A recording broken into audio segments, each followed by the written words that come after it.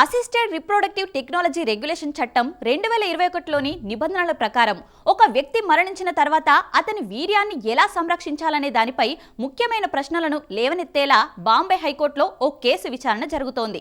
కుటుంబ వంశపారపర్యతను కొనసాగించడానికి చనిపోయిన కుమారుడి వీర్యాన్ని నాశనం చేయకుండా తమకు అప్పగించాలని కోరుతూ ఓ తల్లి బాంబే హైకోర్టును ఆశ్రయించింది. ఇందులో భాగంగా వివాహం కాకుండానే తన కుమారుడు క్యాన్సర్తో మృతి చెందాడని, ఈ పరిస్థితుల్లో కుటుంబం వారసత్వాన్ని నిలుపుకునేందుకు వాటిని తమకు అప్పగించేలా ఆదేశాలు జారీ చేయాలని ఆ పిటిషన్లో అభ్యర్థించారు. దీనిపై స్పందించిన ముంబై హైకోర్టు ఈ పిటిషన్పై విచారణ జరిగే వరకు ఆ వ్యక్తి వీర్యాన్ని భద్రపరచాలని మధ్యంతర ఉత్తర్వులు జారీ చేస్తూ నగరంలోని ఓ సంతానోత్పత్తి కేంద్రాన్ని ఆదేశించింది.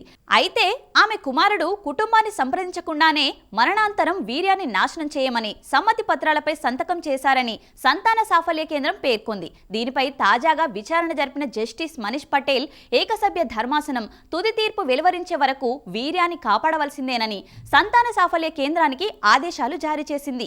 ఇదే సమయంలో ఫిబ్రవరిలో మరణించే సమయానికి ఆ వ్యక్తి అవివాహితుడని కోర్టు నొక్కి చెప్పింది. ఈ సందర్భంగా స్పందించిన న్యాయవాదులు ఆ యువకుడి కుటుంబంలో కేవలం మహిళా బంధువులు మాత్రమే ఉన్నారని పేర్కొన్నారు. అతని తండ్రి 45 సంవత్సరాల వయసులో, అతని మామ 21 సంవత్సరాల వయసులో మరణించారని, ఇప్పుడు ఇతడు 21 సంవత్సరాల చిన్న వయసులోనే మరణించారని, అతని వీర్యం ద్వారా కుటుంబ వారసత్వాన్ని కొనసాగించాలని పిటిషనర్ భావిస్తున్నారని వెల్లడించారు.